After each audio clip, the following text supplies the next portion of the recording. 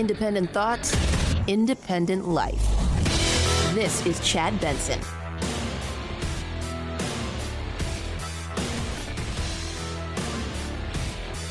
Some vaccinated Americans may want to travel, eat indoors at restaurants, feel like they don't need to wear masks outdoors around others. You've been touting how effective the vaccine is. So what is the scientific reason that it isn't safe for vaccinated Americans to do those things? It depends on what you mean by safe and its relative risk. When you get vaccinated, your risk of getting infected dramatically diminishes and is very low. Dramatically. That right there is the one and only Dr. Fauci. It's a good question. Why are we wearing masks because if you listen, guess what, guys? A lot of people have had it and a lot of people have had the vaccine. A new milestone. According to the CDC, more than half of all adults in the U.S. have received at least one dose of a vaccine. Dr. Anthony Fauci anticipates a decision by the end of the week regarding Johnson & Johnson's vaccine, which is being investigated over those extremely rare occurrences of blood clots. I would think that we're not going to go beyond Friday in the extension of this pause. There will very likely be a decision. Yeah, very likely be a decision this week. More than half of Americans received their first dose.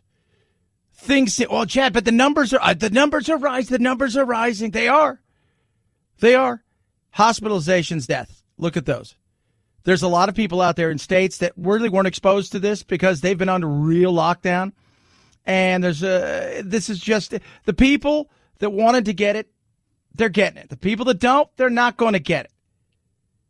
When you listen to Fauci, I just feel like if it's up to them, this thing's going to last a very, very long time, much longer than I think people realize. So then the obvious question is, why are there any restrictions? Because in a certain situation, one can get vaccinated, have no clinical disease at all, but get infected and not even know it, and inadvertently transmit it to somebody else who might actually be unvaccinated and get ill. The other reason for wearing a mask, there are variants that are circulating. We are seeing breakthrough infections. Okay, so according to that, we should wear a mask all the time. I think Oregon's looking at a full mask mandate, period, case closed, statewide, which will be essentially there. Is that insane? And I bring that up because the reality is if you look at this thing, we've spent the last year and a half, and I work with some people that are terrified to death of this thing. Numbers mean absolutely nothing. Nothing at all. It's crazy. It is crazy. When you go and look at the numbers of what, like Democrats in particular, they think, like Republicans think that, on average, think, it's really not a big deal. It's a little bit bigger than that. But Democrats, on average, think this is the deadliest thing in the history of things. Nothing's been more deadly. And it's crazy. It is. Over the weekend, Bill Maher hit it out of the park because I think a lot of people out there, even the classic liberals, people on the left, are asking some serious questions about what is going on and why we are continuing to see over and over a lockdown in some areas, the mask wearing, don't eat indoors, don't do this, don't do that. I think we're done. I think as Americans, we're pushing back. Even the average person is, because we feel like at some point in time, you're interested more in the power and the control than the actual stopping of the virus, which, as we all know, if you listen to the show, nature will mess you up. Nature will do what nature does. Over the past year, the COVID pandemic has prompted the medical establishment, the media, and the government to take a scared straight approach to getting the public to comply with their recommendations. Well, I'm from a different school. Give it to me straight, Doc, because in the long run, that always works better than you can't handle the truth. And media? Well, I think we all know if it bleeds, it leads. The more they can get you to stay inside and watch their panic porn, the higher the ratings. Truth. Trump's gone. So they're doing everything they can. They got the Derek Chauvin case. Yeah. But and we'll touch on that in a minute, if nothing comes out of that, the way that they think, what else do they have? Well, they got the Dante Wright, but that's going to take a while. I mean, there's all the things you're looking at because the guy that made them, especially over the last 5 years, great money and gave them an audience, they're kind of over it. Those people have moved on. And there's something else. We are nothing but negative here comparatively to the rest of the globe. The U.S. national media reported almost 90% bad news. Even as things were getting better, the reporting remained negative. When all of our sources for medical information have an agenda, you wind up with a badly misinformed population, including on the left. Liberals often mock the Republican misinformation bubble. In a recent survey, Democrats did much worse than Republicans in getting the right answer to the fundamental question, what are the chances that someone who gets COVID will need to be hospitalized? What? Yeah. Why is that? Because when you watch the news all day and you buy into everything they say, and you start to realize that there's agendas, in particular inside of the government, and a lot of it, everybody's got some sort of an agenda, right? But there's a difference between the agenda to control and somebody trying to further themselves a little bit in, their business as a copy salesman. I don't know. Whatever. Me, I think we can all agree. I'm over it. Like I've said since the beginning of this, once we had the vaccine, it's time to put a sell-by date for everybody who wants the vaccine so we can all get back to our lives. But when you watch the media, when you hear people, it is raining death 24/7, and one side buys into it. The answer is between 1% and 5%. 41% of Democrats thought it was over 50%. Another 28% put the chances at 20 to 49. So almost 70% of Democrats are wildly off on this key question and have a greatly exaggerated view of the danger of COVID and the mortality rate among children. All of which explains why today the states with the highest share of schools that are still closed are all blue states. Yeah. If it bleeds, it leads. COVID, let me tell you guys something. You pay attention to it. Because on the other side, 40% of Republicans said they're not going to get the vaccine or will wait. That's I get it. It's a red-blue thing. One underestimates, the other one greatly overestimates, when the reality is somewhere in the middle. I think we break this thing down and we do our post-mortem afterwards. We're going to find out that this thing, while dangerous, really ended up costing us a lot of other things, including some of our liberties and freedoms, when it didn't have to. But when the story's being sold and the great pandemic is here and there's money to be made, damn you all. 323-538-2423 at Chad Benson Show's your Twitter. Tweet at us, text the program. Hope all is good with you. It is a big week in Minneapolis. The question is, what is going to happen? Will this be the last week of it? Is this going to be the opportunity here with the closing arguments that are getting ready to start for the defense to try to lay out its final case when really the prosecution hasn't fumbled the ball and the video still says so much more than even the expert witnesses? A number of these jurors will have already made up their minds. So closing arguments will be very important, but let's not overstate it in terms of what kind of impact it'll actually have on the jurors. Yeah, and that is very true. Dan Abrams right there, of course, of Live PD fame and other things, but still, we loved him on Live PD. They threw some Hail Marys. The one thing that they have for them when it comes to another trial, because I predict he's going to get second or third degree. But the one thing I think they have going for them is the fact that the Dante Wright killing caused chaos, mayhem, more riots, more looting, more issues happened not too far away from where George Floyd was killed, and none of these jurors were sequestered. Now, they will be. The judge told them, bring your clothes, bag, because once you go into deliberation, it's time for you guys to be sequestered. But the reality is, this is it. I think it's, to me, I look at it, and I've watched this whole thing break down, and at the end of the day, I just don't see how he walks away from this, because I think he is guilty. Absolutely. And I'm not saying George Floyd was some innocent bystander, didn't do anything. I think anybody's saying that. But what I am saying is what caused his death was Derek Chauvin. Now, whether it was second, third, or manslaughter, those will be determined. But I do think he is going to be found guilty. And I think most of the jury probably already has their mind made up. In these types of cases, I actually usually find acquittals very high on the list, especially when you're talking about law enforcement. But in this case particularly, I do not see an acquittal being very high on the list. I see a longer deliberation about the charges, because one thing jurors like to do is get the law right. They take their responsibility very seriously, and they work really hard to come up with the right outcome based on the law that they're given. Yeah, I was talking to my buddy who's an attorney the other day, Barry Markson, and he says, one thing about a jury is they don't miss anything. Now, individual jurors will miss stuff. But when you're all together, everybody's got a piece of that puzzle, and they sit down. I don't think he's going to be acquitted. Like she said, it's getting it right. Is it second, third degree, or manslaughter? That's what they're going to be looking at this moment in time. Which one do you think it is?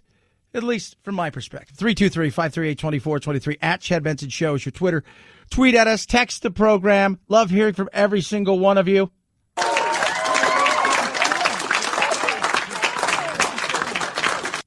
Altimeter data confirm that Ingenuity has performed its first flight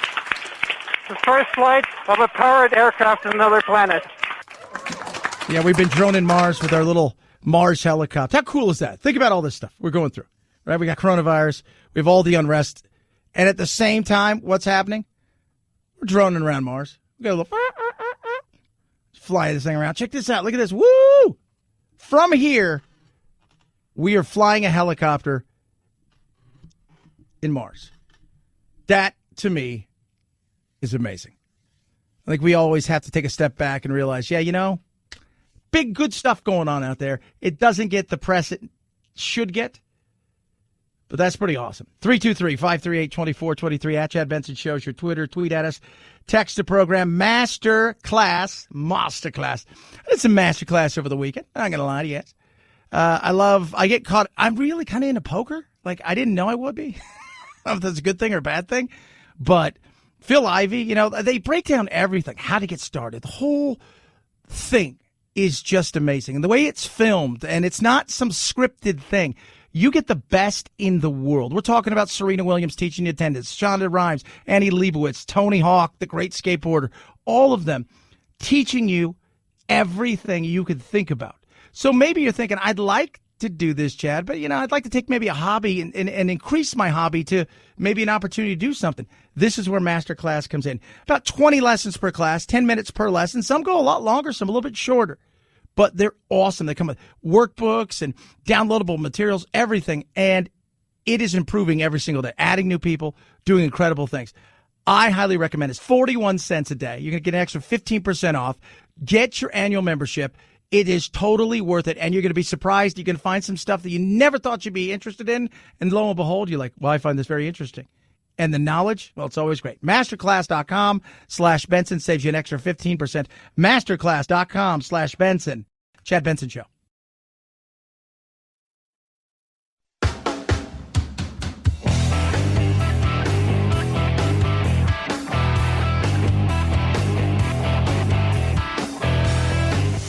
Don't make me wear your mask. Are you trying to kill me? What happens if you have corona? No need to socially distance while listening to your Chad Benson Show podcast. 4 out of 5 experts say so. I'm a scientist. There is no corona. But hurry before they change their mind. You know they will. Chad's podcast found on iTunes, iHeart, Spotify, and wherever you find your favorite COVID-free podcasts. Oh my gosh. I kind of like it. I'm not going to lie. This is the Chad Benson Show. You guys had a good weekend? A quiet weekend? I just knew that this week, I feel like it's going to be one of those chaotic weeks, potentially. doing all my shows, running around, doing a bunch of other stuff. The potential of what could happen in, say, Minneapolis is going to be, that's very real because we don't know what's going to happen. We have no idea. Even if Derek Chauvin is convicted, doesn't mean there still can't be issues. I think we're at that point now where anything could happen. I mean, anything at all could happen. And what if he is convicted, but it's not quite the conviction that everybody wants, which is always a possibility? I think a lot of people, I think a lot of people out there are waiting for a conviction, but it to be the least of the convictions, if that makes sense. Like, you know what? They didn't get it wrong. It's still not enough. He's still, or even when he's sentenced, it's not going to be enough. And then you got the Daunte Wright shooting. We're going to talk about that a little bit later. But it is going to be very interesting to see how this plays itself out. The judge can accept a partial verdict in Minnesota. So if they are able to agree on at least one of the charges, the judge is able to accept that. A partial. What's that? Well, we think he's guilty of something. Like, uh-oh. What does that mean? I think everybody wants it to be completely cut and dry. And I think it will be. I think the jury is going to surprise some people. And I also think the outside influence of what's taking place outside also plays a lot into it. But I think the video evidence is so compelling. So compelling. The video's still the critical point for the prosecution's case. And they're going to say, your eyes aren't lying to you. And our experts backed up what you saw on that video. Yeah. Even the defense experts, although they weren't bad, it wasn't the Hail Mary. So be prepared for a week, I'll tell you that. 323-538-2423 at Chad Benson Show's your Twitter. Tweet at us, text the program. Climate, student debt, a lot of stuff still to get to. Chad Benson Show.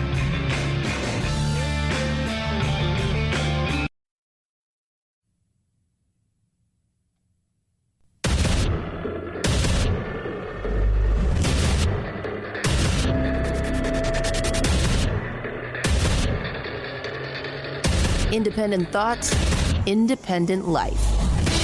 This is Chad Benson. The third shots. Both the CEOs of Moderna and Pfizer have indicated it's likely we're going to need a third shot. What we'll do, Chuck, is we'll look at the durability of the response, namely measure the antibodies, and you see it start to slope down. You could project when it's going to be so low that you might have a danger of having breakthrough infections. When that happens, clearly you're going to see a recommendation for a boost. I think by the end of the summer, the beginning of the fall, we'll know. We'll have a pretty good idea whether we'll need the boost. The boost. Not Boost Mobile. Boost. Of course there's going to be. Right? The whole thing was to get this thing out as fast as possible. They've done that. To boost the shot, of course you're going to get one. It's probably going to be somewhat like I'm just thinking like a flu shot. Now, they'll probably improve it at some point in time to get it to the point where maybe it's once every 2 years, once every 5. That's still going to take more time. Maybe they combined it with the flu. They probably will at some point in time. But if you think people are going to get this every 90 days, 120 days, 180 days, I just don't think it's going to happen. I think at some point, we're already seeing kind of a plateau of like the people that want it have got it. You still have I'd say about 15 to 20% of people who are probably going to get it, but they're hesitant right now. And then you've got a group of people that are just never going to get it. Just not going to get it. And then you got the kids. Like, when are the kids going to get it, right? We got to have the kids get it. In all, roughly 5,000 kids will take part in that Pfizer trial. Also, Moderna is starting to recruit children for its trial as well. Would I let my son get it? I don't think he needs to. I think the fact is that the flu is more dangerous to children. Well, there could be another variant. There could be something. Always could be something, right? If we're going to go with the could be's of the world, then we should never do anything ever, because could be something around the corner that kills us all. Could be.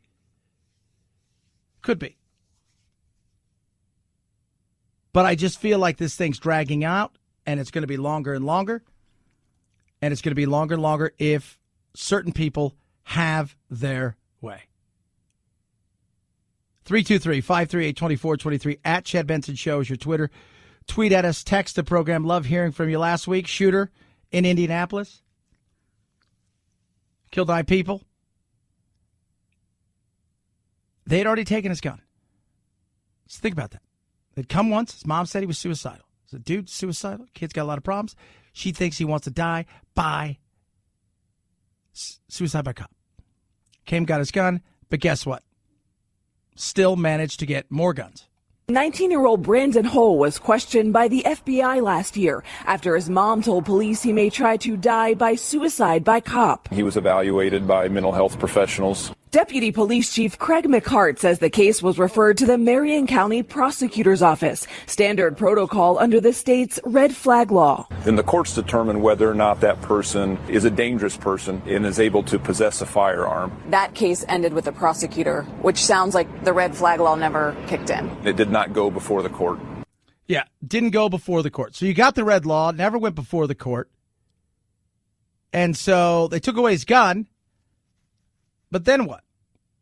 That's just it. Then what? And this is where the background check that everybody's going to scream for. Why can't there be harsher? Why can't you share information? I think the reality is, in this day and age, the fear. I got into a debate the other day. Was why most people agree with background checks universal. I said, it's not whether or not they agree with. The fear factor for a lot of people is who gets the data? Who gets to hold the data? Who gets to be the omnipotent beings, big tech and government, that gets to hold the data that a lot of people rather say, you know what, I'm not a fan of that. I can understand. I can sympathize with a lot of people in wanting this, because I think having a background check and being able to check within governmental, hey, is this person had issues? I see that, but is it a state thing? Is it a federal thing? These are all things that need to be talked about. This guy fell through a crack that really was quite large. It's not clear why Hull's case never moved forward. The reason they call it a red flag law is there's some warning signs that are very clear to people who know what they're looking at. In this particular case, it was pretty clear. Mike Lawler helped create the nation's first red flag law, passed by Connecticut's state legislature in 1999. But there's no follow-up, right? There's no mandatory follow-up. It's very discretionary, and it's easy for things like this to fall through the cracks. And that's what happens. It falls through the cracks. And it's sad. And people are dead. And this guy wanted to die for whatever reason. Disgruntled, angry. People think, oh, he didn't like the Sikhs. If you don't know what the Sikhs are, I don't know what to tell you at this point in time. It's religion. It's just, look at it. But I don't know. What I do know is he did get through the cracks. He fell through the cracks. Kind of. Because there really wasn't anything there. It was, yeah, we think this guy is going to do something. We took his gun away. We asked for a hold on him. It kind of went forward, and the prosecutor's like, got other things going on. And it just never went any further. And based on that, here you go. It's not even, and this is where people say, well, we need more, we need better laws. Well, the thing is what's the use of having more if the ones you have you don't even use? Why did it fall through the cracks? Meaning, why didn't they pursue it any further? Because that's a question for the prosecutor, which I'm sure he or she is going to have to answer in the coming days, weeks, and months. 323-538-2423 at Chad Benson Show is your Twitter. Tweet at us. Text the program. Speaking of guns, police reform. I always hear about it, right? So defund the police. It's all defund the police. People don't know what that means. A lot of people are like, does it mean abolish the? Are we getting rid of the police? No. We're allocating money in different ways. Okay, so we're going to allocate money in different ways, but doing that we're still underfunded in a lot of places when it comes to the police. So we're taking money away and then moving it into other things that we think might help. Okay. I don't think it's much of a debate. You're less safe to be black in Minnesota than you are to be white right now on these things. And they're asking, are there some changes that we can make both legislatively and culturally that will start to reduce that? Governor Tim Walz right there. Okay. So it's less safe to be black when it comes to interaction with police? Okay. All right. So what can we do? Culturally, that's a big thing right there. That's a very big thing. Culturally, how do we do it? What is it? So you're saying there's a different culture. How do we approach that culture when it comes to policing? We're between two worlds. And what do I mean by that? There's a form of policing that we are seeing and experiencing that has been shaped by a particular ideological frame, the war on drugs, being tough on crime. And that has resulted in the kind of massive incarceration of the American population, the militarization of the police, and to have an underlying kind of threat of violence as a way of policing particular communities in the country. But we seem to be transitioning into a new way of thinking about safety and security. All right. So new way of thinking, shaped in a certain way. That's Eddie Glaude Jr. right there. So how do we do that? The war on drugs has been a failure. Right? The war on drugs has been an absolute failure. I saw Colin Noor on this week. If you guys know who he is, he's a gun advocate. Guy's really smart dude. And he was talking a lot about, do we just, some places have just said, hey, look, stop killing each other. We're not going to arrest you for drugs. At this point in time, you know what? Just stop killing each other. Stop killing everybody. Stop blasting things. Stop doing all of those things. Right? And we're going to kind of turn a blind eye to a lot of the other stuff that goes on. Oh, wait, what? We're just going to turn a blind. Well, that's what some people say. Hey, maybe this is the way we do it. Maybe we pay people not to shoot. These are the things that they're looking at. I'm okay with thinking outside the box. I got zero problems with that.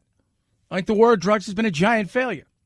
I think a lot of what you see is the poverty, right? So you got poverty in the inner city.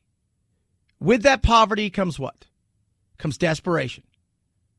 You have no fathers in homes. Can't talk about that. But that's not an important thing. Absolutely very important. Very, very, very, very, very, very, very important.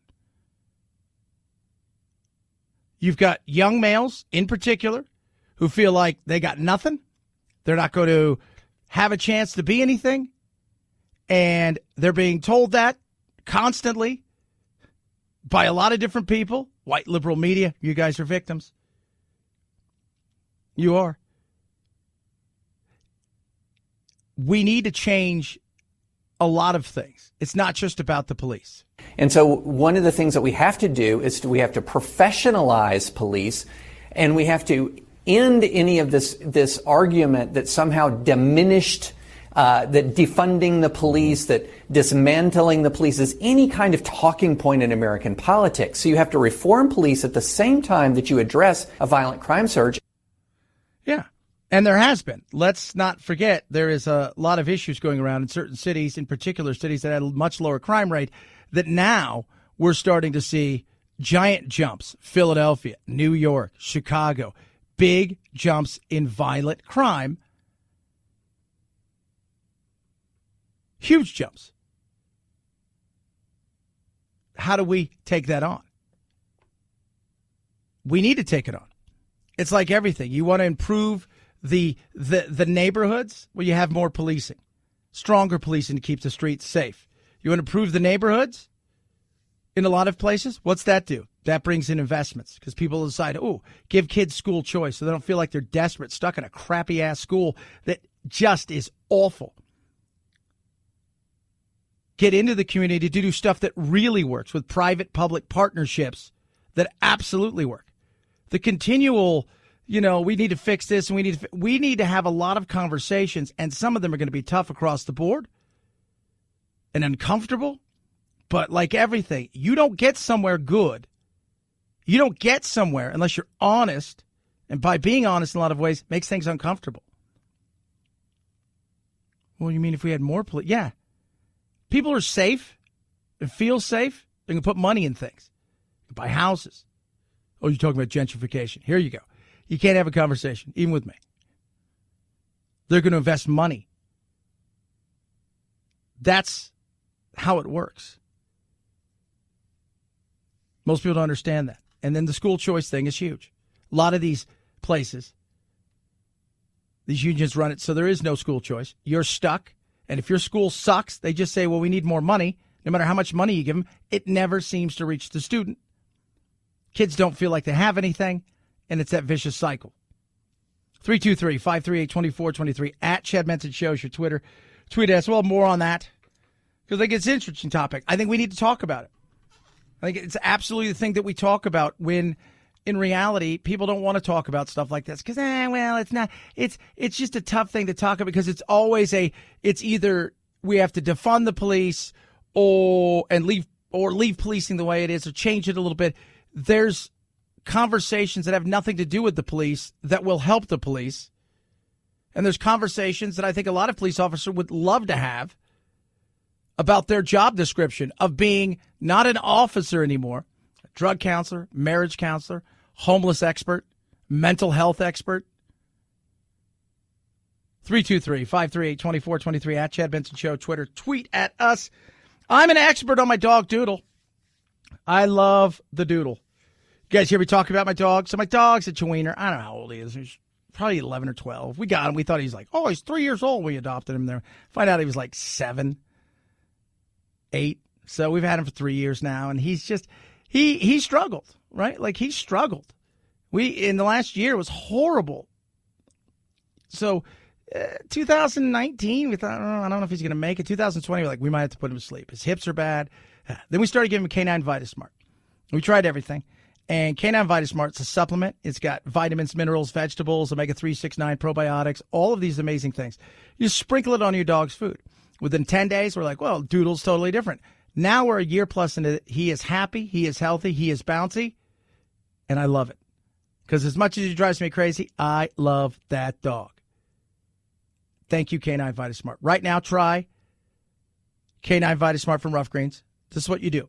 Go to roughgreens.com/Chad. They're going to ship you a bag for free. You pay for shipping. That's roughgreens.com/Chad. Get a free bag of Rough Greens, Canine VitaSmart. You pay for shipping. RUFFgreens.com/Chad. Call 833-MY-DOG-77. 833-MY-DOG-77. Rough Greens makes any pet food better. Chad Benson Show.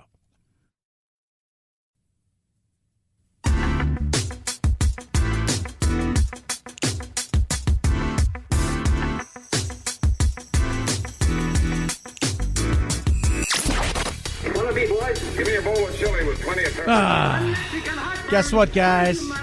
Still the king. It's Godzilla. Another week on top for Godzilla vs. Kong. The big screen monster throwdown earned another $7.7 million stateside for a 3-week domestic gross of $80.5 million, but nearly 5 times that when you add in international grosses, well over $390 million and counting. Don't call 911. The Bob Odenkirk action comedy Nobody still holding second place in week 2 of release. Another $2.5 million there for a total gross of just over $19 million.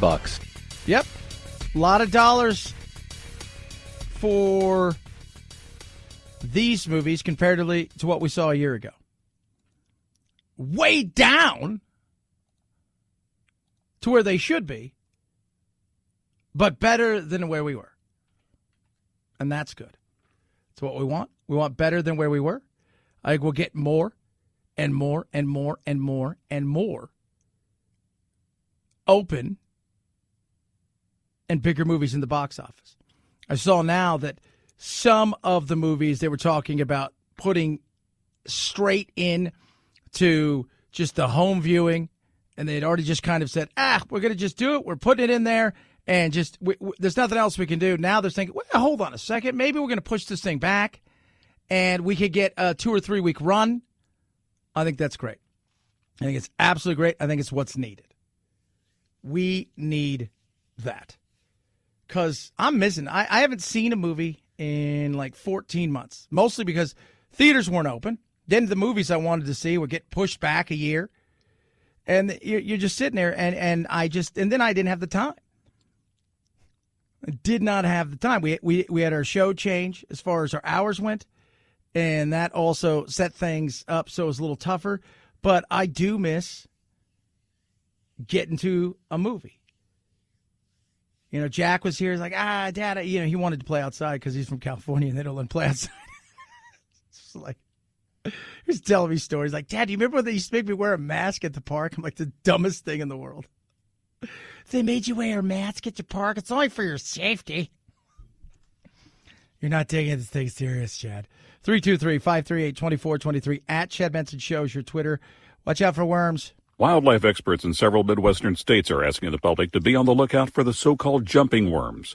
Officials believe the jumping worms may have come to the United States from Asia several years ago as fish bait. The worms are 4 to 8 inches long, and they wriggle wildly when handled. They displace earthworms and damage plant roots and make plants more susceptible to pests. They are considered a danger to agriculture and forests. Missouri conservation officials ask the public to destroy the pest if they find one. What was that?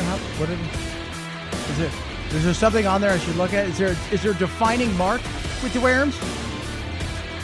We got killer hornets last year. Remember those? Now we got the jumping worms. Never ends. Chad Benson Show.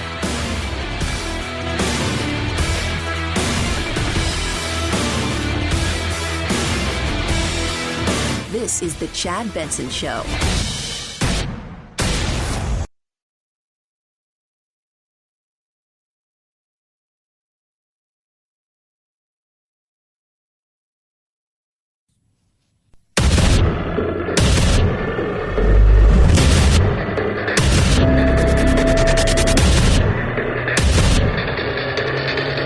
Independent thoughts, independent life. This is Chad Benson. The strongest argument they can make is that even the prosecution's own expert witnesses don't agree on the cause of death, that the medical examiner has a different cause of death than some of the other experts. The issue with that is all do agree that Derek Chauvin's actions were a substantial cause, if not the primary cause, of George Floyd's death.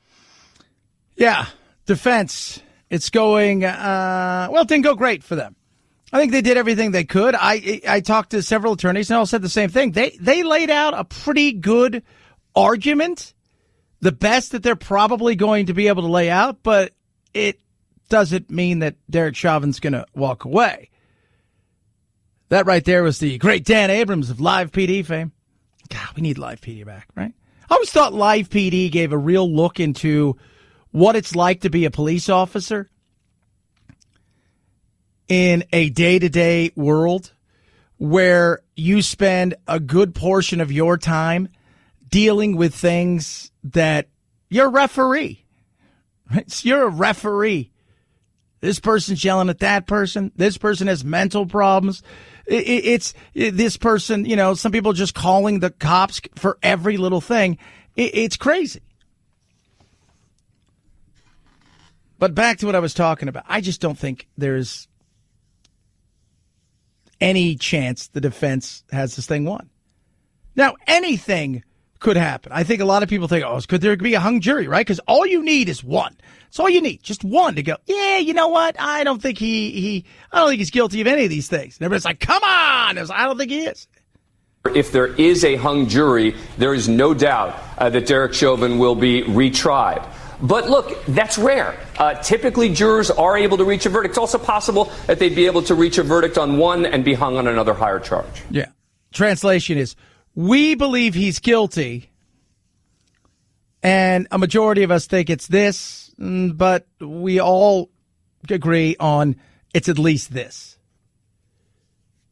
So let's go over it. Second-degree murder, third-degree murder, manslaughter. Not to be confused last week to Officer Potter, former Officer Potter, who shot and killed Dante Wright, who thought she was reaching for her taser and instead grabbed her gun and shot him. Not to be confused with that. She is being charged with involuntary second-degree manslaughter, which primarily first of all, a good majority of states don't even have that. In Minnesota, it's like below negligence. I mean, it's truly just an accident. We need to charge you with something, And this is what it is. And then everybody else is going to look around and say, what is going to happen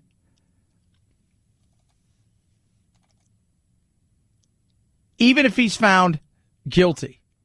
What if it's not what they want?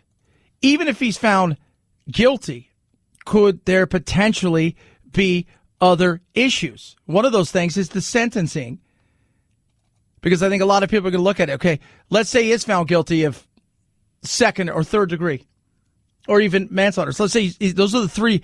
What are the sentences? Because I think a lot of people, if it's not what a lot of, and let's just call it what it is. The protesters leave when it goes dark.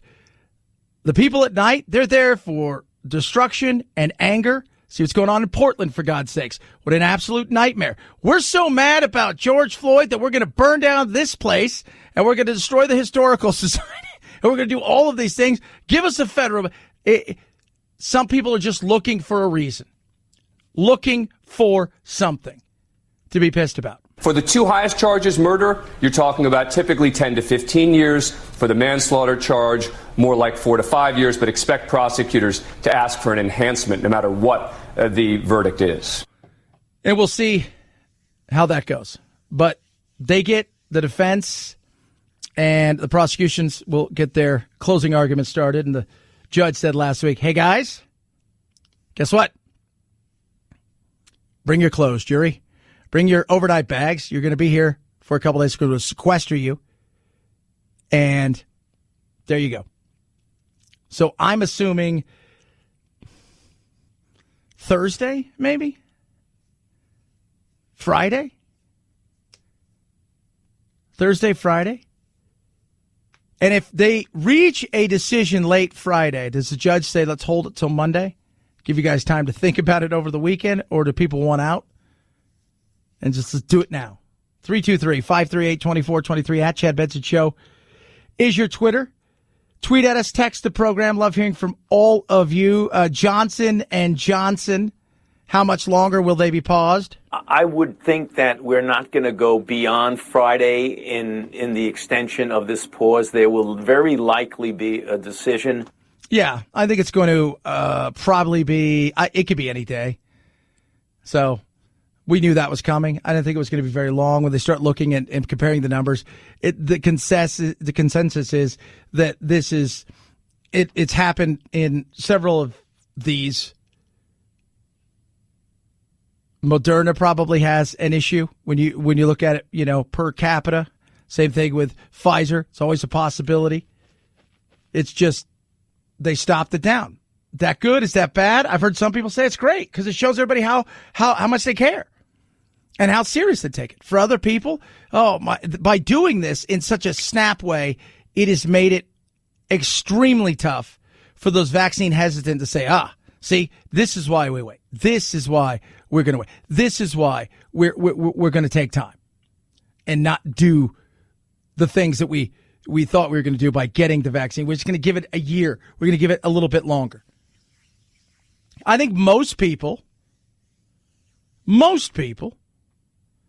who want to take it have pretty much already taken it.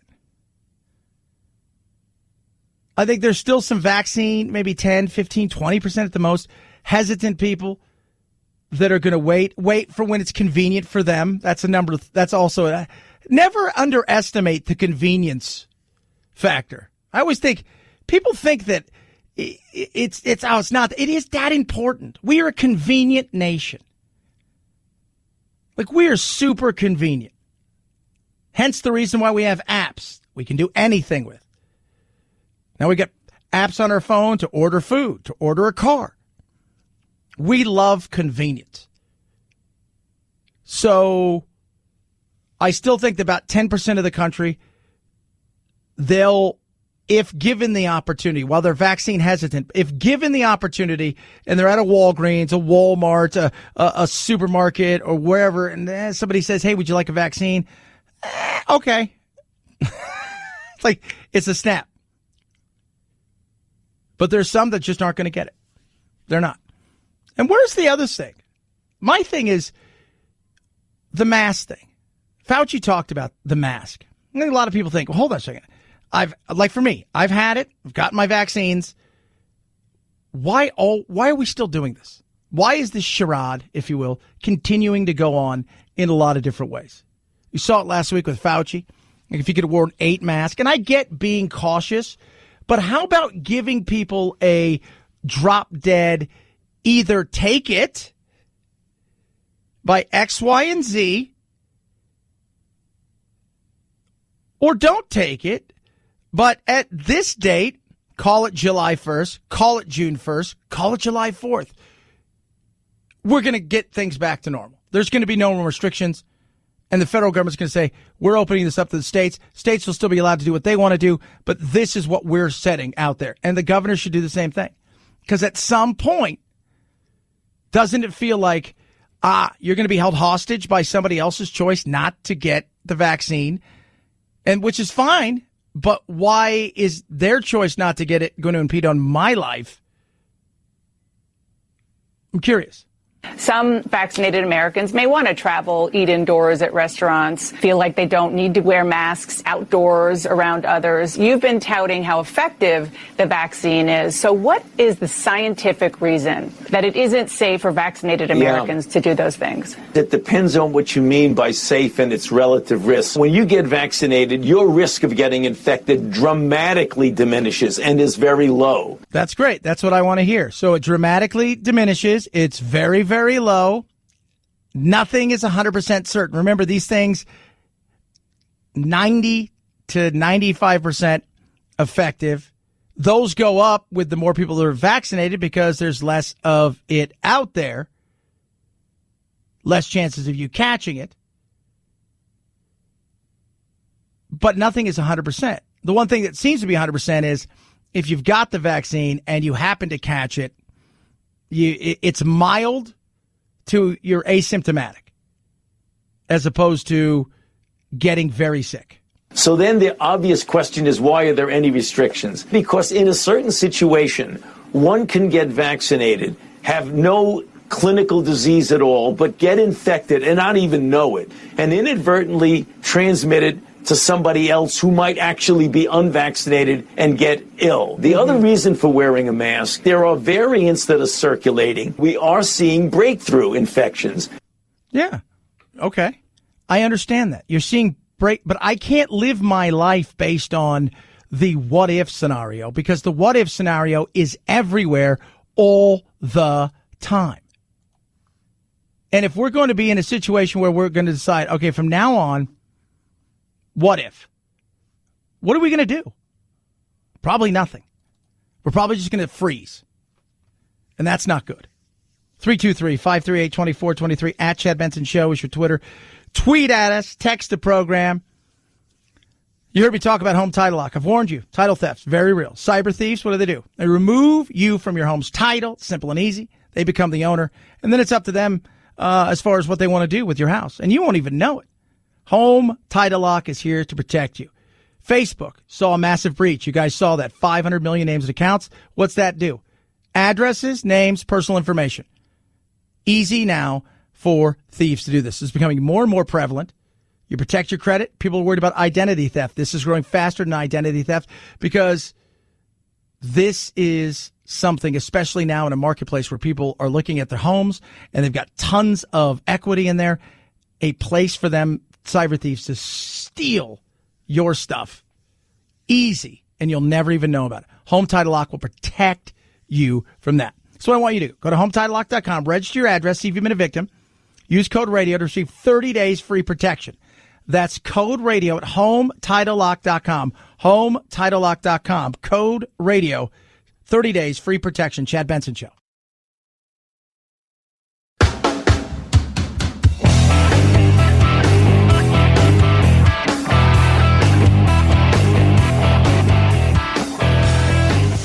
Don't make me wear your mask. Are you trying to kill me? What happens if you have corona?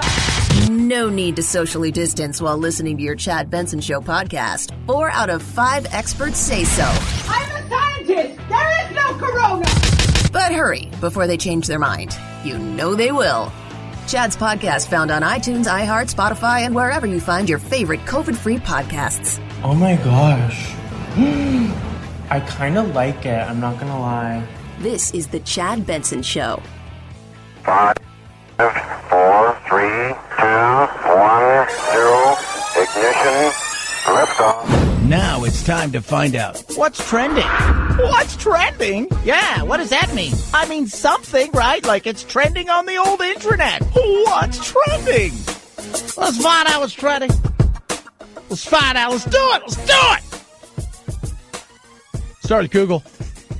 Today, Matthew McConaughey trounces Greg Abbott in a poll for Texas governor. All right. Is it possible? I think it is possible. Why not? And by the way, I think he's a very level-headed individual. You know, people say, well, actors shouldn't be in politics. No, actors and actresses have every right to they're human beings just like all of us. Right? They are. Sometimes they're delusional, like all of us can be. But I think sometimes there's people out there who just get it. And I think Matthew McConaughey kind of gets it. It's a little out there at times, but so what? The Rock. Do I think The Rock was rude? Would he do a good job? How would I know? I don't think he could do any worse. You surround yourself with the right people. I think he's level-headed enough. And the other thing is he could always drop the people's elbow on anybody gives him crap. Hey, Pooter. Want to go now? Pooter doesn't kill like that anymore. Also trending, ACM Awards, Academy of Country Music, last night. European Super League. We're going to touch on that in a little bit. What is it? Because soccer is potentially changing in a way that is going to be crazy. And the global growth of football, or soccer, has been huge, even here in the United States of America.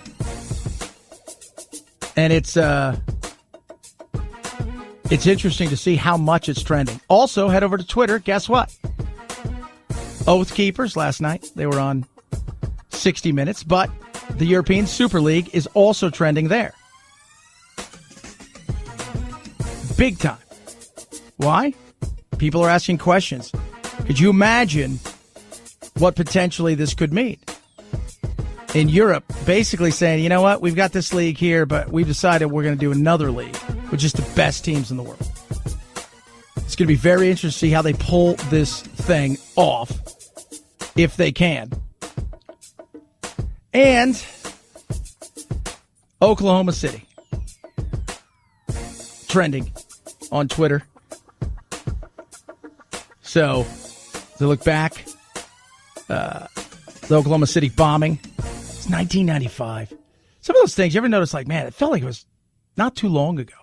Then you realize, like, and then you start thinking to yourself, what was I doing then? Like, what kind of job did I have? What kind of, what did I look like?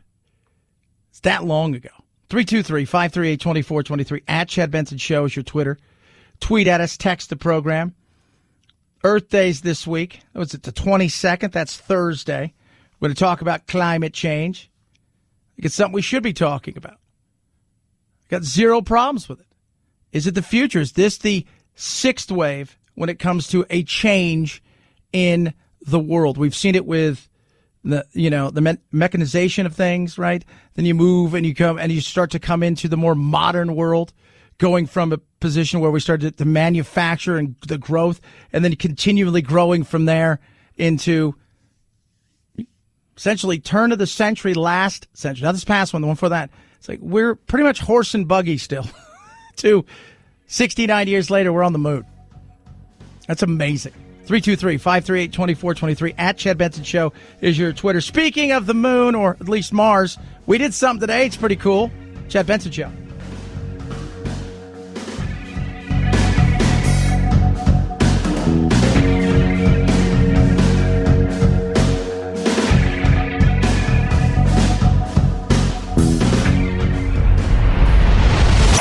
The Chad Benson Show.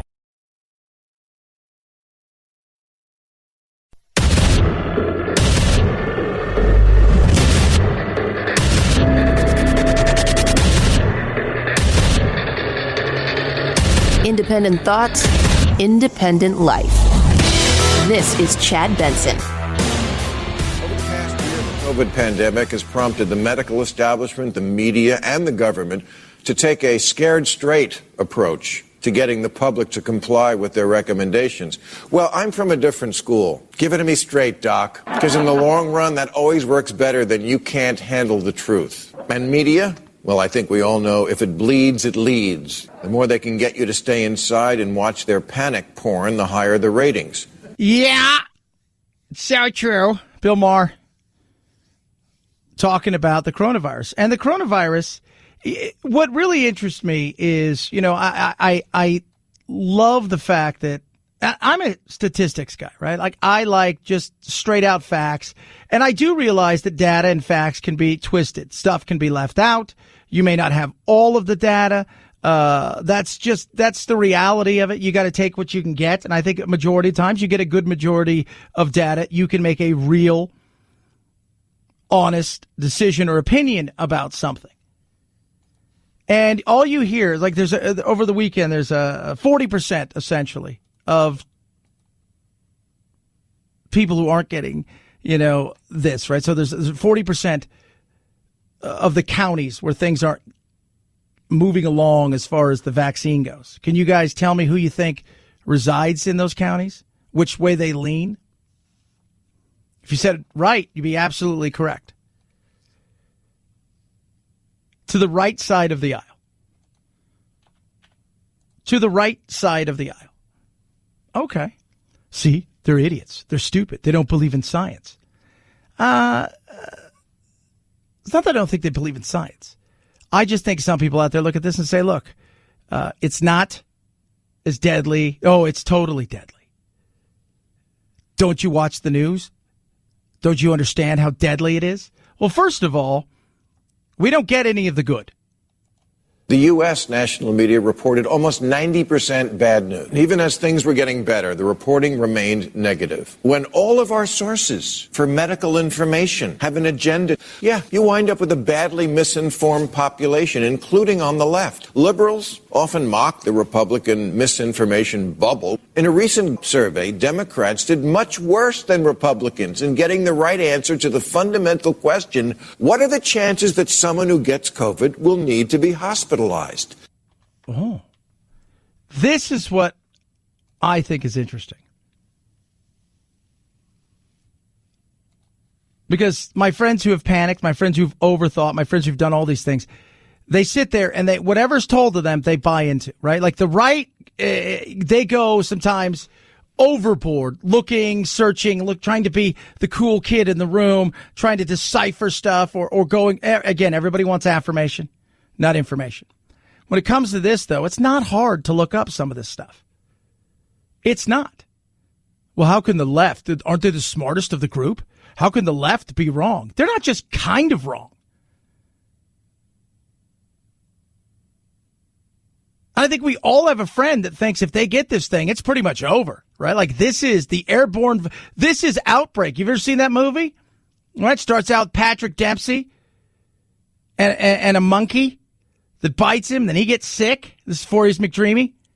And he gets sick, and then it spreads, and that's what people think this thing is.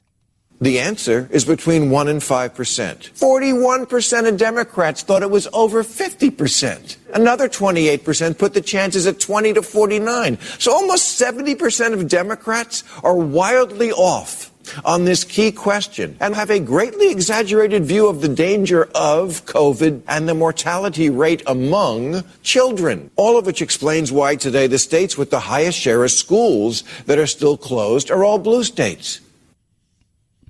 It's true. My son's going to school, finally, kind of. Not like super school, like he goes for a few hours a day, like 3 days a week or whatever. His teachers aren't there. There's a Zoom that they're doing inside of the classroom, but only a few teachers there. Most of the teachers haven't come back, and it's student aides and tutors and stuff. Like, that's the insanity of this. And I've got my co-host on my other show that I do. He is one of those who thinks you got to get it.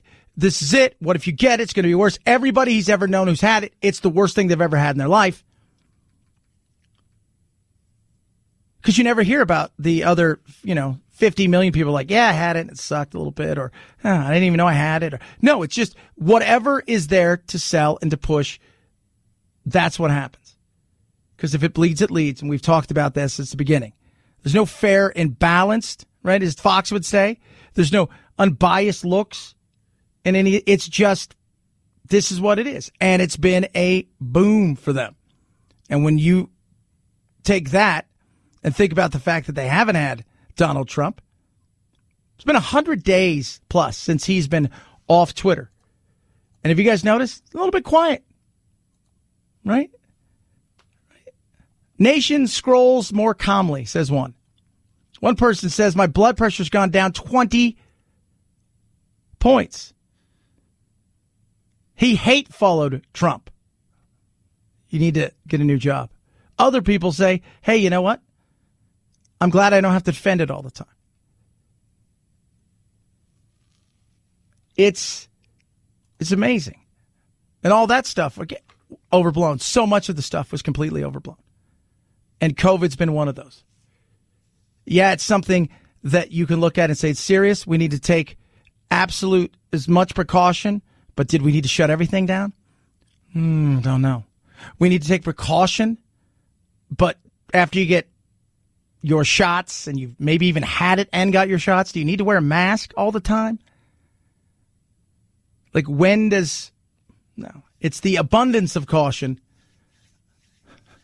from the government that scares me more than the coronavirus. 323-538-2423 at Chad Benson Show's your Twitter. Tweet at us, text the program. Here's something awesome. How about some awesome news? Are you guys ready? Here we go. Altimeter data confirms that Ingenuity has performed its first flight of a powered aircraft to another planet. Yep, we're flying a helicopter. This is crazy. We're flying a helicopter on another planet. Nobody's flying it. We're controlling it from here. That is insane. Happened today. Look up and see all the amazing things. We're just talking about the next revolution, that's coming. We've had the tech revolution, right? We've had this will be the sixth real revolution we've had. It has been awesome. Right now, the tech one is it. But we're flying a helicopter on another planet. And we're controlling it from here. It's a video game. Doesn't even feel real. It's probably not real. It's probably fake. Among the sensors, cameras, and other equipment carried to the Red Planet by NASA's Perseverance rover was a 4-pound rotorcraft named Ingenuity. It's mounted with 2 propellers spinning at about 2,800 revolutions per minute. This morning, the copter made its first flight, rising up about 9 feet and settling back down to the Martian surface. It's the first flight of a powered aircraft built by humans anywhere else but Earth. That is awesome. And he says humans because you just don't know. There's always great things out there. We don't talk about them enough. There's always great things out there. But good news doesn't sell the way that bad news does. Good news doesn't evoke an emotion the way that bad news does. Good news doesn't evoke emotion and action the way that fear does. Because fear, man, I'm telling you what, we all like good news. We all like those kind of things, but the fear thing sells. The fear thing sells big time. This week, it's a perfect example. 22nd of this week, 22nd of this month, which will be Thursday of this week, is Earth Day. I don't know how much time we have left. It's been 9, 10, 11 years since, 7 years ago. Of course, when I was a kid, it was a great ice age was coming. And we're still waiting for that. That was on the cover of Time, but I got it wrong. Well, it doesn't matter.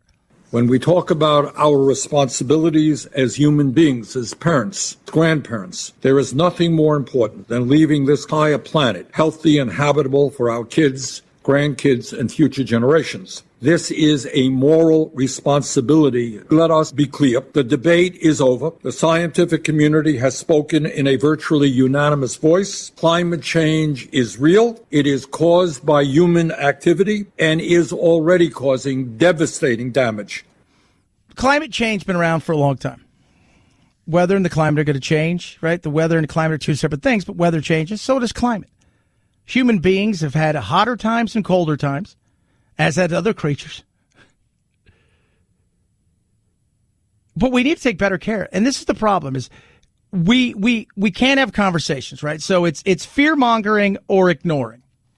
That's the way it is. Oh, it's no longer up for debate. Well, then you talk to other scientists out there and other people out there who are scientists and say, yeah, it is up for debate on how much it is. Well, look what the damage is done in Florida for all the hurricanes. Yeah. 100 years ago, they had as many hurricanes?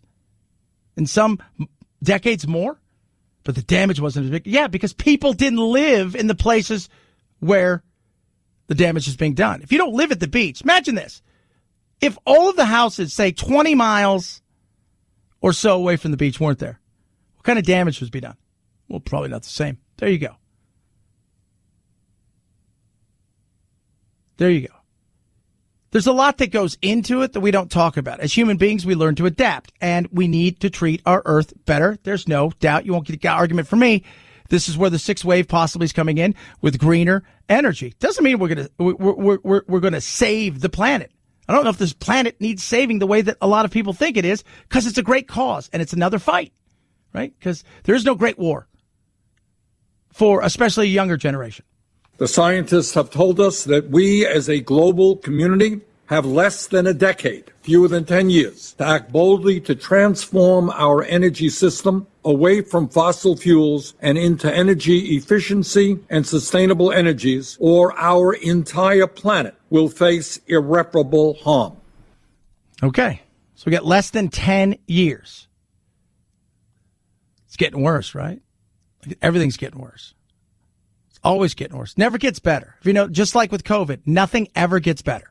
If we do not get our act together, we will see more devastating and extreme heat. We will see more floods, more rising sea levels, more extreme weather disturbances, more ocean acidification, more drought, more famine, more disease, and more human suffering.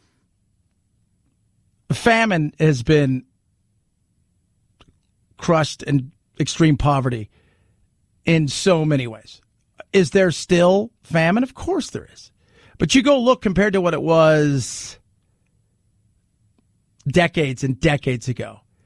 It is nothing comparatively to what it was 50 years ago, 60 years, 100. You look now and it's there's still some, but today does not even come close to what it was many decades ago and just a few decades ago. Same thing with extreme poverty. But it doesn't matter. You're going to have some ups and downs. And part of that has nothing to do with global warming. Part of it has to do with war, right? Especially in places where you have issues, in particular places of Africa, where on a daily basis, some of these countries can flip.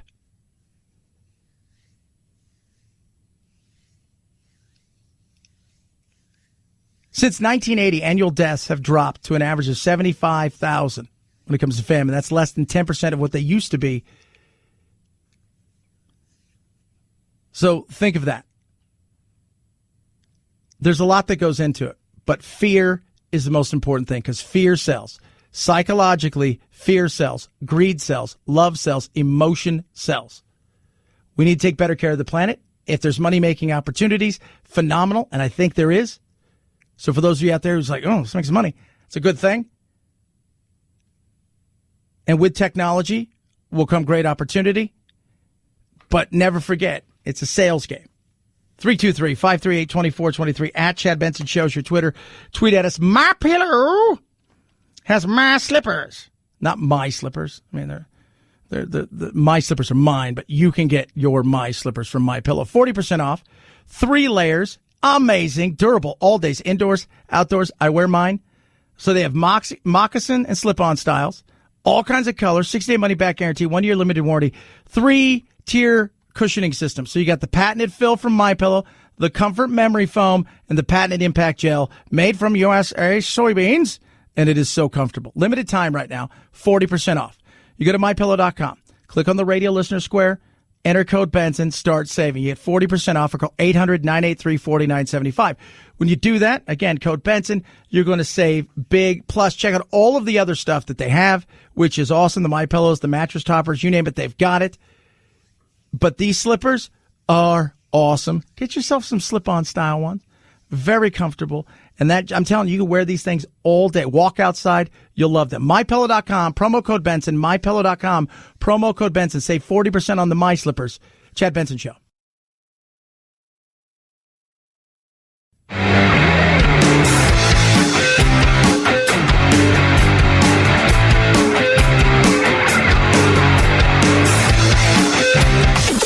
Helen Keller is a Nazi terrorist that is a male. Is that what you're telling me right now? Yeah. Are you thinking of Hitler? Who's Hitler?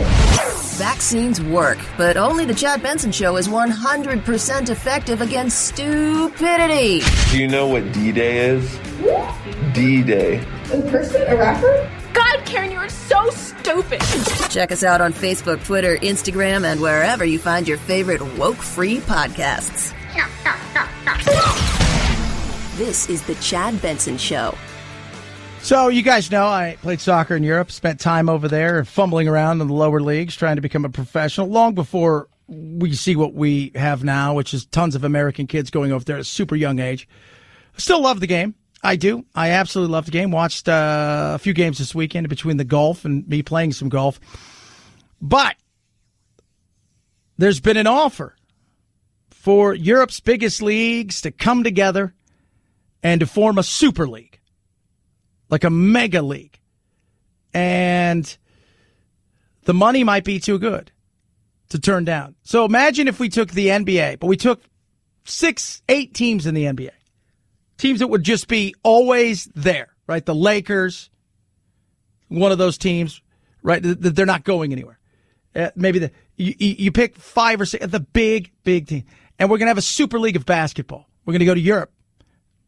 Find the best. Real Madrid's, all the best there. South America, the same thing. We're going to form the best super league in the world. That's what soccer's looking at. Fans here in England agree. They see it as a greedy move by the super rich owners to rake in even more money, mostly through increased TV revenue. It's like the idea that you make the Premier League a kind of American-style league when there's no relegation, there's no promotion. It's just ridiculous. UK government cabinet member Christopher Pincher. We don't want to see a footballing elite, which is by the elite, for the elite, of the elite. We want to make sure that grassroots sport is supported. If it goes forward, half of the dozen teams in the Super League will come from English cities. Yeah, and, well, the money's big. And it's hard not to. So the Super League, they'd still play in their other leagues, but they have a Super League.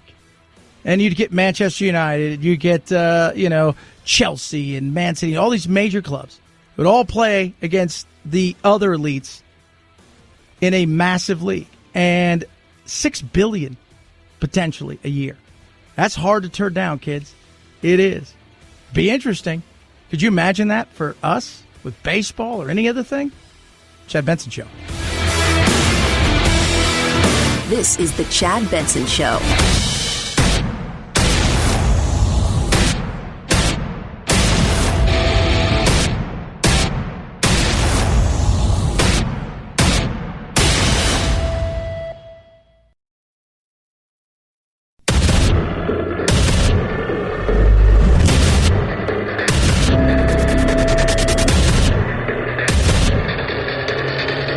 Independent thoughts, independent life. This is Chad Benson. I've been working here for 3 years, and that is the craziest thing I've seen. Right now, 38-year-old Christina Carpenter is behind bars, charged with assault after Cincinnati police say they were called to Clifton Market. She came up to check out, didn't have a mask on, so I kindly asked her to wear a mask, and she just started screaming from the get-go. We don't know, if it was a mental health issue or what, but, there was something going on. Yeah. Sometimes, wouldn't it just be easier, you think to yourself, is this going to cause a ruckus, which is going to end up making it worse for everybody? Sometimes people genuinely forget about the mask thing, right? Sometimes they do. And I play that because we're in a situation now where Oregon's like, hey, how can we extend this forever? Other states are going, all right, we need to get rid of this thing. And even in doing so, some owners of businesses are like, look, we're going to keep it. We don't need another spread. We also need to CYA ourselves. It's very frustrating. And we have no real clear indication of what's going on at the top. We have disinformation, misinformation, and then the information that's put out there, people decipher it in a different ways. This person went nuts, and you're thinking to yourself, was it worth it? Well, Chad, if one person, sometimes you choose your battles in different ways. You could tell who's like, I think this person could spin off, right? Like if you have any study of human beings, you could tell, okay, man, this person's going to spin off. And in another way, you could tell, hey, you know what, this person here, they probably just forgot, that our policy here at this store is you have to wear a mask. She punched my manager across the register. She then proceeded to punch 3 coworkers, including that first one, several different times. One of my coworkers lost a tooth. Halfway through, she actually bit the first customer that was holding her down. So I had to go get him first aid. Would it have been better just to say, hey, I'm not going to ask you to do this time, but next time, if you could please kindly wear a mask and just get them on their way? Because they were checking out. It wasn't they just walked in. Just, you pick. But it's frustrating. The mask thing is extremely frustrating. Fauci is out there doing what Fauci does, talking about masks.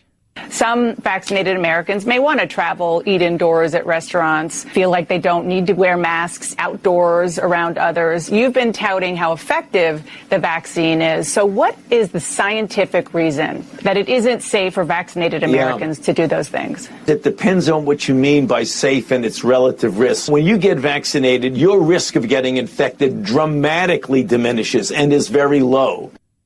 Okay, good. Is that what we want? It's never zero. If we're looking for zero to get out of this, we could be looking for a really long time to get out of this. This may be something that lasts and lasts and lasts. And despite all of that, we're moving around, we're doing our things. I feel like Fauci and everybody else is always like, we're looking for the next thing that could come and destroy the world. We're not quite sure what it is, but the monster could be around the corner. It could be. It might not be. Chances are it's probably not.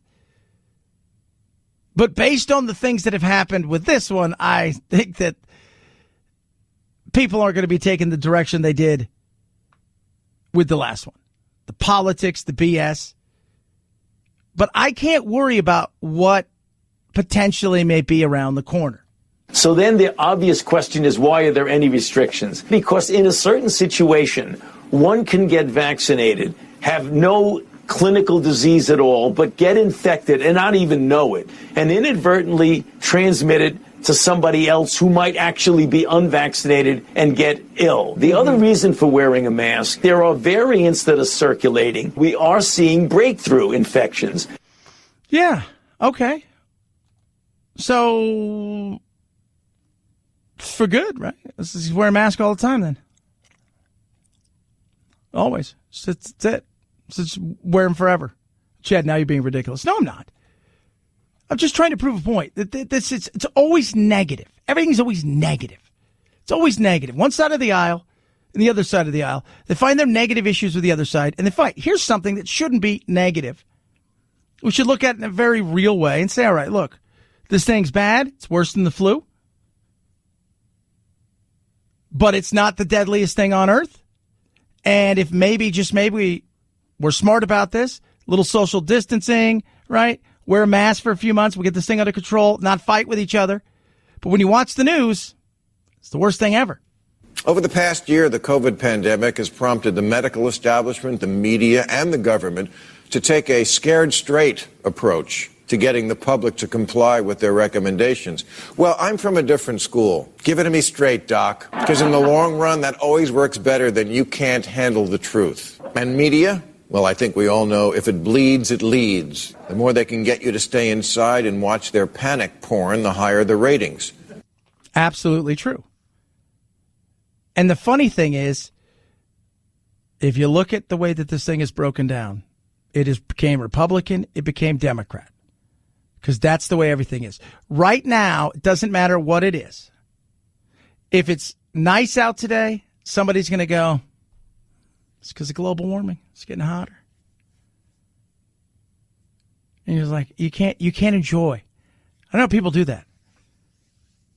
But I know many people that think that this is it. Like, you get this, it's beyond over. Like, there's no chance of survival. And we don't even know the real rates. Let's just remember, dying because of COVID or dying with COVID, two separate things. Let's go over this again. Dying because of COVID, meaning you got COVID, you didn't have anything else wrong with you. It was the thing that ended your life. Or you had several things wrong with you. This just happened to be the thing that put you over the edge.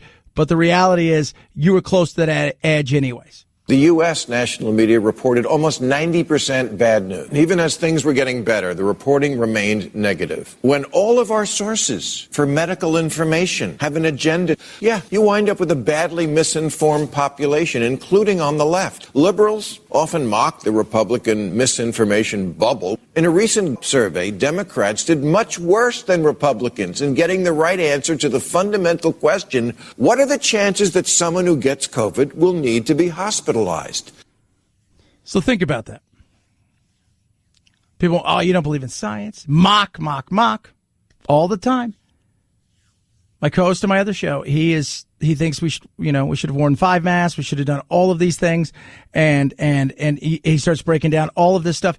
And you sit there and you're like, wow, this is okay. Let's just take a deep breath here, with a lot of this stuff. You have to. I mean, it got to the point where, if you went away for the weekend, you were going to do the show in another room. Like, that's the danger of which, because it's on. Look what they're saying. What's the reality? The answer is between 1% and 5%. 41% of Democrats thought it was over 50%. Another 28% put the chances at 20 to 49. So almost 70% of Democrats are wildly off on this key question and have a greatly exaggerated view of the danger of COVID and the mortality rate among children. All of which explains why today the states with the highest share of schools that are still closed are all blue states. Yeah. It's just the reality of it. We need to look at all of this stuff. Remember, die with COVID or die because COVID? 78% of those hospitalized, ventilated, or dead from COVID have been overweight. It is the key, by far the most pertinent factor. If the media and the doctors had made a point to keep saying, but there's something you can do, but we'll never know, because they never did. Because the last thing you want to do is say something insensitive. We would literally rather die. Instead, we were told to lock down. Unfortunately, the killer was already in the house, and her name is Little Debbie. Yeah. So, true. It's absolutely true. 100%. Why do other nations do well when it came to some of the death rates? Now, when it comes to vaccination, we're crushing it. But when it comes to the death rates in certain situations, why? Dying with COVID. Dying because of COVID. Separate things. Not that healthy people haven't died, and not that people that were obese and live, because a majority of people, even unhealthy ones, are going to survive this. But then there's the question of, like, we're going to talk about thin privilege. I mean, it's everywhere, this craziness and this woke world, to the point where we can't even tell people the truth. We'll just let it be worse. I don't want politics mixed in with my medical decisions. And now that everything is politics, that's all we do. If their side says COVID is nothing, our side has to say it's everything. Trump said it would go away like a miracle, and we said it was World War Z. So if the right-wing media bubble has to own things like climate change denial, shouldn't liberal media have to answer, how did your audience wind up believing such a bunch of crap about COVID? Fair. 323-538-2423 at Chad Benson Show is your Twitter. Tweet at us, text the program. What do you think, Chad? I think COVID's very real. But I also think there's a lot that goes into it. It's not as, just like climate change, it's not as black and white as people want to make it. But once politics, know this, in anything in life, once politics gets involved, it will be the determining factor of how that thing goes. Not the actual outcome itself, not what potentially could happen, but politics will override all of that. And whatever's best for politics is the way it'll go. 323-538-2423 at Chad Benson shows your Twitter. Masterclass is a master in class. So I have Masterclass. You're saying, Chad, what's Masterclass? Masterclass is amazing. Imagine being able to go, all right, and learn from the greatest in the history of the world when it comes to everything from science to acting to you name it. And it is awesome, right? Vocal techniques from Nancy Cartwright. Smoked pork ribs, Aaron Franklin, award-winning pitmaster. You name it, you learn from them. About 20 lessons across the board, about 10 minutes per lesson. They've got printable material, downloadable material. If you're looking to know about history, Doris Kearns Goodwin, historian and political commentator, teaches you history from the greatest leaders. This is amazing, and the price is incredible. How about this? 41 cents a day.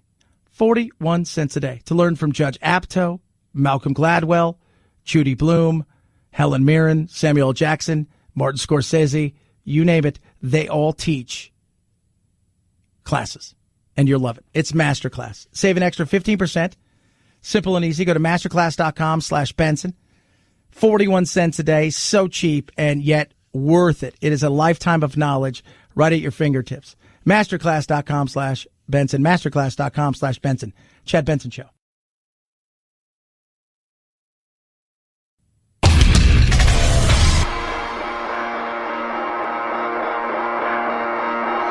Welcome to Chad. No, not the country. The institution. The Chad Benson Show. His name was George Perry Floyd Jr., and he was born on October 14, 1973, in Fayetteville, North Carolina. To his parents, George Floyd Sr. and Larcinia Jones Floyd. Steve Schleicher there. He is prosecutor. The George Floyd trial. Today, closing arguments begin. Question is, what's going to happen? Talk to a couple attorneys, say, closing arguments can go two ways. First of all, this, just don't fumble the ball, but you rehearsed it over the weekend. They've given you time. So you've already kind of scripted this thing out. You're not going to go verbatim, but you're going to want to put it out there. And sometimes it's just about doing what? Reiterating the things that have happened. You've got to tell people over and over what has happened for it to sink in. You've got to continually put in their mind. You have to repeat it on numerous occasions. What took place, whatever that is. If you're in the sales world, if you're whatever it is, you continually tell people things over and over again. Why? Because usually it takes several times for it to sink in. What you saw the defendant and the other officers doing to George Floyd caused his death. The medical examiner ruled the death a homicide, death at the hands of another. That's right. Death at the hands of another. Was it the only factor in this? But you paint the picture, and that's what he's doing. You humanize, like they did with his name, whose parents were. You humanize.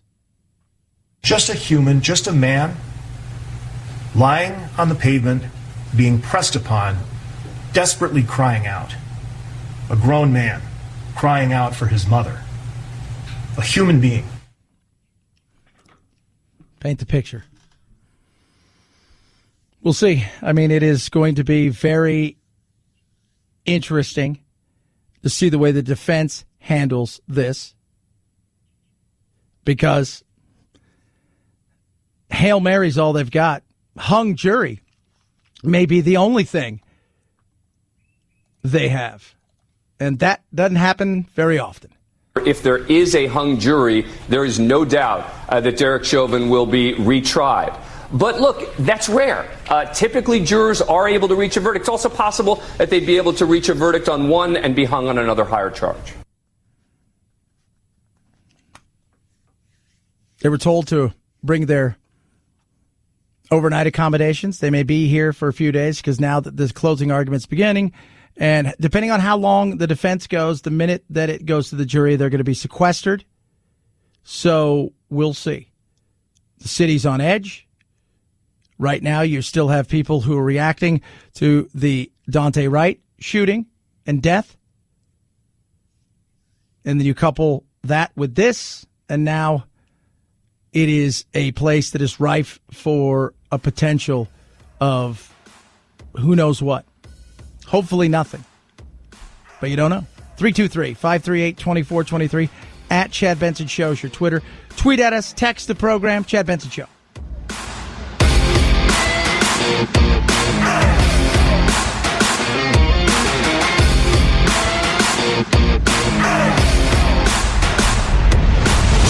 The Chad Benson Show.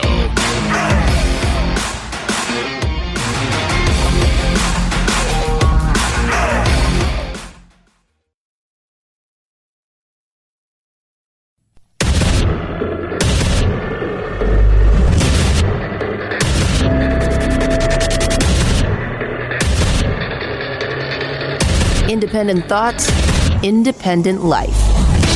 This is Chad Benson. The administration and White House officials here are refusing to answer our questions about how this church group was vetted and how they got this contract. A White House spokesman does tell me, quote, this specific site did not meet the Biden administration's very high standard for child welfare, but we are hearing from sources that there were multiple allegations facing this center there. Yeah, issue. Again, issue when it comes to immigration across the board. Now you've got a situation where a couple weeks after it opened, girls are being transferred out of a Houston area holding facility. What happened? This emergency shelter had up to 450 girls. It's frustrating. You know, this whole thing is. But it's another one of those things we talked about, coronavirus. Politics gets involved. What ends up happening? The coronavirus is secondary. Politics is the leader. Immigration, which is a political issue in some ways, but it's a human issue. And politics totally takes over. I'm not talking about the actual doing. I don't find the doing of your job political. I find what you do with the issues that are in front of you, the politics of it all. And that's what we have right now. And it's not changing. It's not going to change. There's no reason for it to, because the money is too big. And because the money's too big, we're not going to get anything done the way we should. And that's sad. It doesn't matter what it is. Everything is a fight. And I understand our founding fathers wanted there to be some gridlock. They didn't want a rule where people just came in and just said, hey, we're going to just run roughshod, and it's one party is going to just be absolutely destroyed. And that's not what that's about. I mean, you go look at your states. That's kind of the way it is in a majority of states. I get last check, there was only one or two states that essentially were purple. Everything else is one-sided. And in a lot of states, it is not just one-sided. It is supermajority. So they're able to run roughshod. It's frustrating. But politics, man, shootings. Do people really want shootings to stop? Of course they do. It's the dumbest thing in the world. But they're probably not going to stop. So if they're not going to do it, might as well make some money off of it. Might as well raise some money off of it. Might as well campaign around it. Immigration. Yeah, and a campaign around it. I mean, we don't want it to stop. Wink, wink. Because we want to be opening and welcoming, but we want people to do it the right way. But if you don't, it's okay. There's money around it. Racism, same thing. Same thing. And the media will play the game as well. Because if it bleeds, it leads. Watch reality television. Reality television realized 15, 20 years ago, you know what's better than people just hanging out, getting along? Crazy controversy, screaming and yelling, potentially some fighting. A hot mess will get you the things you need. 323-538-2423 at Chad Benson Show is your Twitter. Tweet at us with all that's going on. The craziness and chaos. Policing is front and center. It's happening in Minneapolis. Can we have a new way to police? This is Governor Tim Walz talking about policing. And right now, black and white policing. I don't think it's much of a debate. You're less safe to be black in Minnesota than you are to be white right now on these things. And they're asking, are there some changes that we can make both legislatively and culturally that will start to reduce that? Okay, what are they? What are the changes that we can make? Culturally is a big thing, and I think that's an important thing. Culturally. Yeah, we need to have conversations about it all. Policing.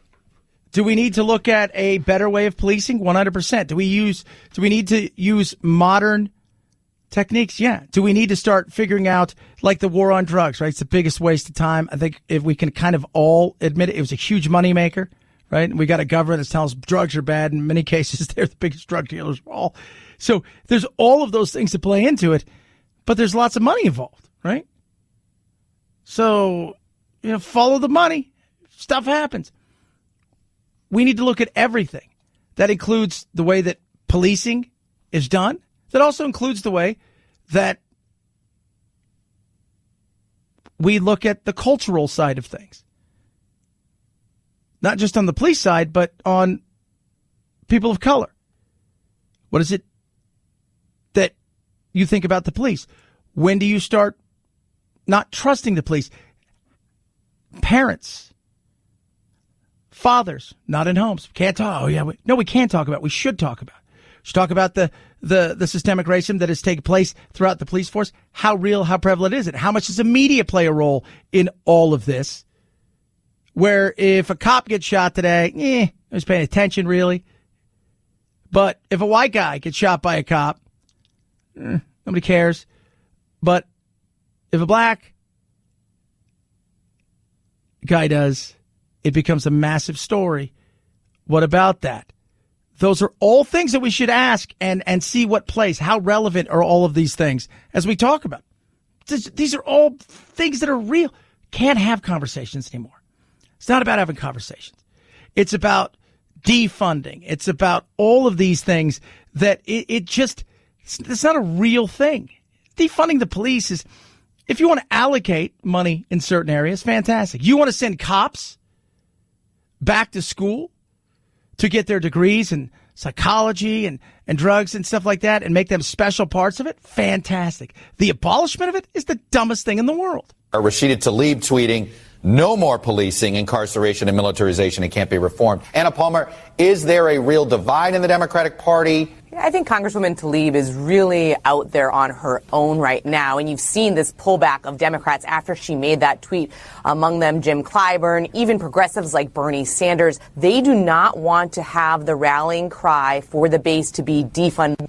Yeah, that does not win. That is not a win. It isn't. And remember, they may feel that way, but what did they just say? They don't want the rallying cry for the base because Democrats don't want that. The voter? No, they're like, that's the dumbest thing in the world. We can reimagine. We could try different things, which is what we should be doing, thinking outside the box. But also the reality of everybody's got their part to play in policing. I always joke about Live PD because I love Live PD. So it's not a joke, but the reality is if you watch that, you see the crap that they go through, cops, on a day-to-day basis. You Getting out there, the guy's hooked up on drugs. You know how it is. It's a hot mess. Going out there and trying to break up a domestic dispute. Crazy. Everybody lies all the time, regardless of the color of your skin. Some of the gross things they do by having to go and pick up things or go into places that are just... It's not about defunding, it's about reimagining. But on the political side, defunding became quite the cry until crime rates went up, until people started saying, well, who do we call? I don't know. Who are you going to call? Minneapolis saw a huge drop-off in their police. Portland's out there going, we should get rid of the police. Great. Who's going to sort this out? Well, I mean, if you just want to go anarchy, that's fine. Let the people and the taxpayers know that this is what you're going to do, rather than tell your cops, well, don't do this or don't do that. Nobody's interested in real solutions. Nobody's interested in talking about, hey, why do young black males feel like they've got nothing going for them? Poor schooling, the people they see around them that are successful in a lot of ways, as Colin Noir pointed out with Joe Rogan the other day. If you guys don't know, dude's a gun advocate, smart guy. He's black. Oh, God, I know. But he talks about the fact that, they feel like there's no success. And the only success that they do see in many cases are people who what? Drug dealers. They said, wow, there's nobody to help them. And here's the other thing. That school choice things, that's a big thing. You get stuck in a school that sucks, and then not having a father at home plays a big role, especially in a male's life. I know. I look at my life compared to my sister. I got to 16 with my dad before he died. My sister got to 6. I saw the hell that went on in my dad's life, but he was always there. And he struggled with drugs and alcohol, which was a huge learning curve for me. My sister saw none of that. We turned out polar opposites.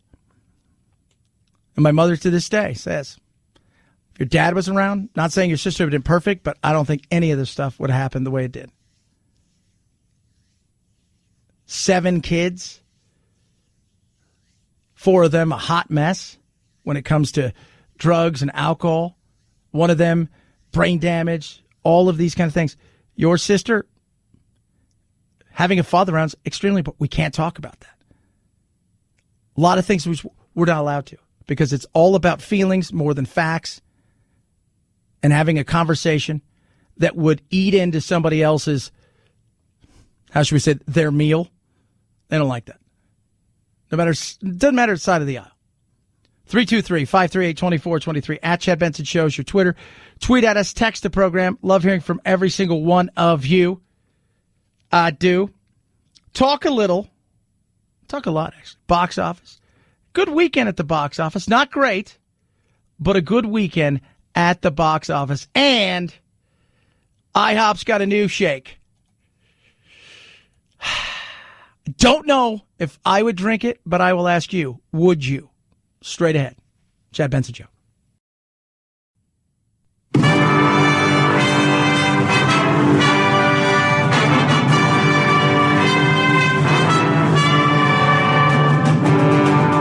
I used to be free. I am not a terrorist. I am not Antifa. I am not a sex slave that wears masks. Don't be a cutie pie.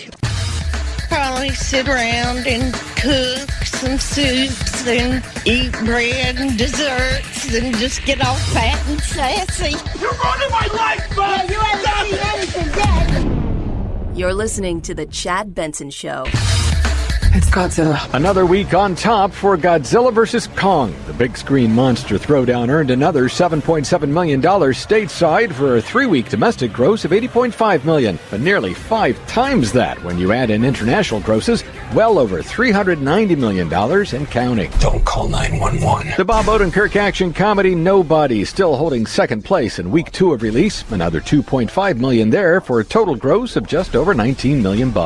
$19 million. It's not seem like but when you consider all the things that are going on, the fact that movie theaters weren't open, we're getting there, right? We're getting there. Now, when will we fully be there? That's the funny the psychological thing of COVID And I have talked about this really kind of since the beginning.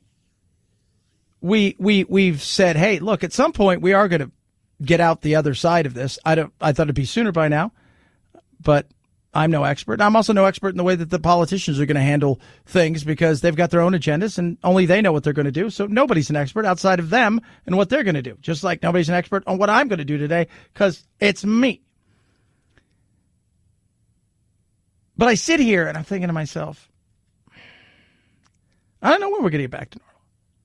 But even when we do, there is still a large group of people that are out there that will hesitate going back out there, that will hesitate in taking off their mask, that won't go to concerts or movies or a lot of different things. And there's a group of people out there that are vaccinated and they still feel uncomfortable going out. That's crazy.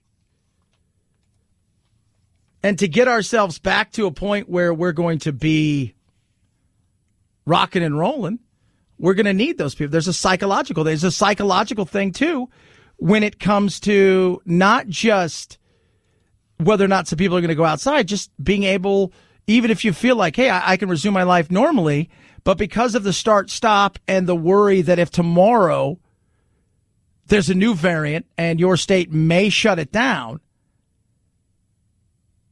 that you may be hesitant to spend money, expand, et cetera, et cetera.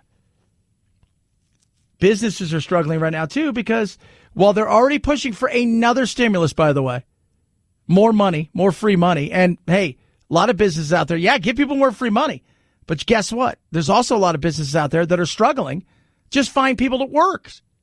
Because if you're going to give free money to people, what's the use of working? The hiring signs are up, demand is growing, but employers are struggling to find workers. With more than 16 million Americans collecting some form of unemployment insurance, some restaurant managers claiming those extended benefits are leading to a shortage in the workforce. Mike Irving of Charlie Palmer Steak in D.C. says there are other factors involved. We have several employees who themselves have underlying conditions. They will not return until they're fully vaccinated. And even at that point, some people are still going to be hesitant to return back to a certain work. So you've got a lot of different things going into this. And when they hear somebody like Fauci talking about the fact that, you know, even if you get vaccinated, you should wear a mask, stay indoors, is silly, you should live outside, blah, blah, blah, blah. It just continues to add on to the confusion and the fear for a lot of people. And that's not good. And the psychological aspect, I cannot stress more that this will be big because eventually the free money is not going to be free. And people are going to have to start making choices. And it is going to be a slow go. And then you couple that with the fact that we're getting close to that time of the year where people are going to be looking around going, all right, the moratorium for saving people's butts when it comes to rent. And there are people out there that are struggling. You still owe that money. And it's time we figure out, you know, it's like we got to, sometimes you got to cut the net. It's like time to get going, guys. But you see, that's the power of the politics, especially with something like COVID. It's nuts, but so true. Why would you want to change it right now? If you can continue to help out, wink, wink, in such a way, wink, wink, extend it, wink, wink, expand government, wink, wink. It's frustrating. 323-538-2423 at Chad Benson Show is your Twitter. Tweet at us, text the program. Love hearing from every single one of you. I do. Big day, big week coming up. Chauvin trial coming to a close. You've got all of this stuff coming out. And it seems to be heading for a situation where with Daunte Wright shooting 10 days ago and now this potentially this week finding out what may happen. That could be crazy. Absolutely. Where do we go when it comes to COVID? Is J&J going to be released at some point this week? Back out there? Then you got the usual stuff. The fun stuff. Like, when are we finding out about the UFOs, huh? At Chad Benson Show. Twitter, CHADBENSON. Have a great Monday. We'll do it again tomorrow. Night, night, Jack.